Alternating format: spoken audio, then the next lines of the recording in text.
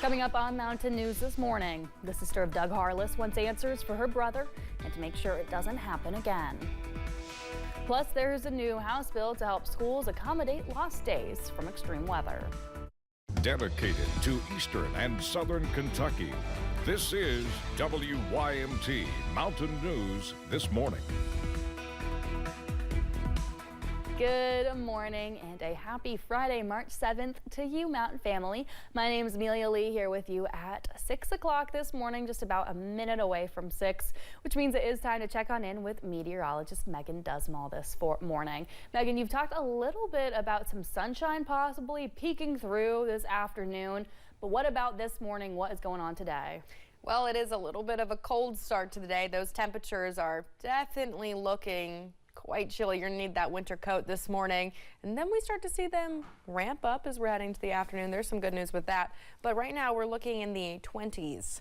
Yes, 20s. 22 in Clintwood, 28 in Hazard, and 29 in Middlesboro. Some places are a little bit warmer than others as you're traveling towards Monticello, looking at 34 degrees. And as we head into the afternoon, everybody will be getting a warm up, seeing the mid 50s to upper 50s return to Eastern Kentucky, about average for what you'd expect this time of year. And we do have a little chance of some snow this morning. Now, this will be moving out of the area. We're not going to see it for too long, having those cloudy skies for most of the day, and then seeing the clouds taper off a little bit as you're heading into the evening hours. Here's a look at the next couple of hours, what those feels like temperatures will be like by the time we head into the afternoon, feeling like the low 50s. Amelia?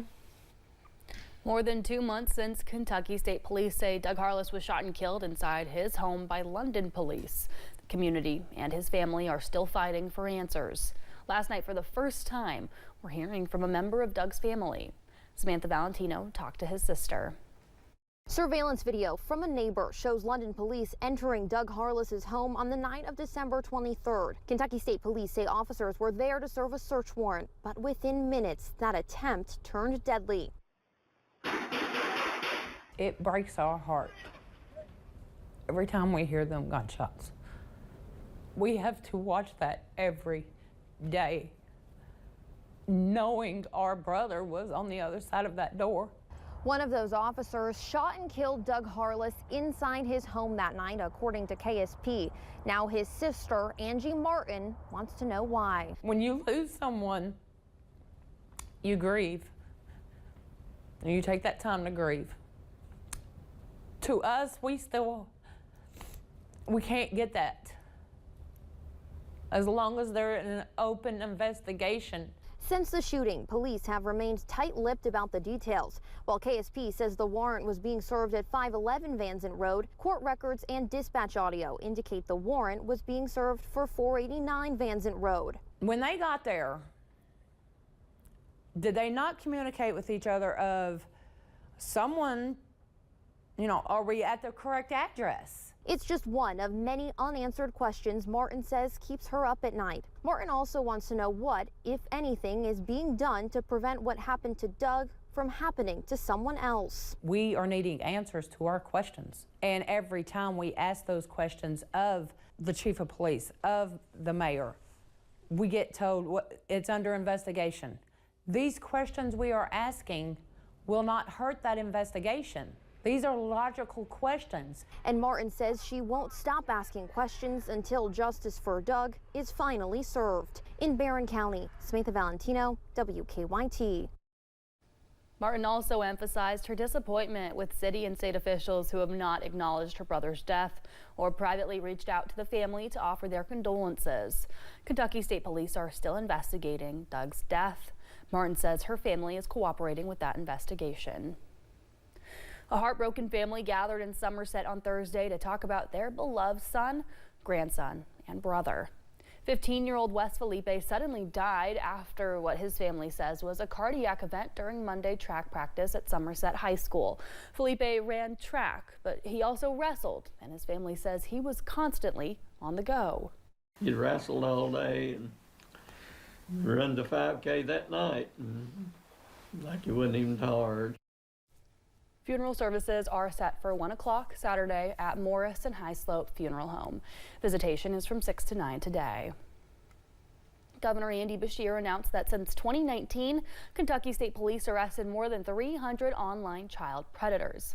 At a Team Kentucky briefing yesterday, troopers say that through their efforts to protect children, they're beginning to see more reports for financial extortion. That's where an adult coerces a child to share explicit content, then demands payment or threatens to show those images to others. So our kids are suffering mentally, and they're suffering continuously. This is a very fast-paced crime. It happens in basements. It happens in our children's bedrooms at night while we're asleep, and it's continuous. It's devastating and tragically linked to self-harm. Lieutenant Mike Bowling says parents should always watch for things like social isolation and withdrawal, and to watch if kids are hiding their phone or not letting it leave their sight. A House bill that would seek to give school districts flexibility with making up lost days because of weather and other factors passed the Senate. An amended version of House Bill 241 passed by a 23-14 margin. But as Jessica Umbro explains, the bill's original sponsor says one of the recent changes is making him rethink supporting his own legislation. I'm fighting for my kids, not only in my district, but I'm fighting for my kids in the state of Kentucky. Representative Timmy Truitt says House Bill 241, a bill that has already passed through the House with a bipartisan 82-7 vote, seeks to allow local districts impacted by recent floods and other emergency events to add instructional time onto the remaining days of the school year rather than tack on days to the end of the school year. In some cases, schools could have up to 5 instructional days waived. However, a Senate committee amendment has added another layer to the bill. I really appreciate the hard work of Representative Truitt. Totally understand what he's thinking. The amendment adds a section about allowing for open, unrestricted growth of virtual programs, or programs offered by a public school district that are an online alternative to traditional in-school programs. The amendment is similar to another bill proposed this legislative session, Senate Bill 268, which allows for a trial period of the virtual programs until June 30th, 2026. The amendment added on to House Bill 241 would have that trial period end June of 2028. 268 has been heard in this committee before. It passed out of this committee. No real language changes in the sub from what was passed previously. I was able to talk to Representative Truitt after the committee wrapped up. He talked to me about the additions made to the bill and why he's now adamantly against a bill that he originally sponsored. This bill could have passed 2 weeks ago, and that would have been 2 more weeks that districts could have been adding time to their day, which would have helped eliminate some of the days at the end of the year. Representative Truitt says he's not against the growth of virtual instruction, but he wants to see guardrails put on the program. Guardrails that he says he's not seeing in the 3-year trial period. Truitt says he'll still work to get the flexible schedule passed, but he says that support won't be in the form of House Bill 241. What bothers me the most is I fought so hard for this bill to pass.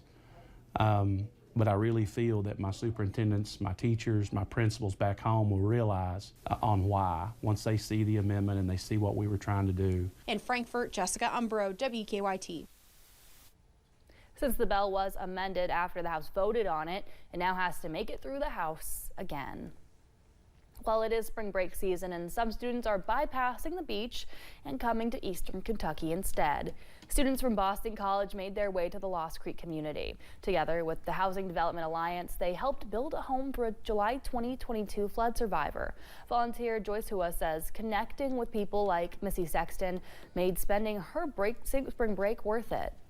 It's really nice to see that my work is kind of going somewhere. I remember we were getting dinner with some members from the community last night, and they were saying it's really meaningful to see you come out here because you're helping us, care for the victims of the flood of 2022 so that we can start caring for the people who were affected by the floods of 2025. And Boston College students were at multiple sites in Perry County. Students from Michigan State also volunteered.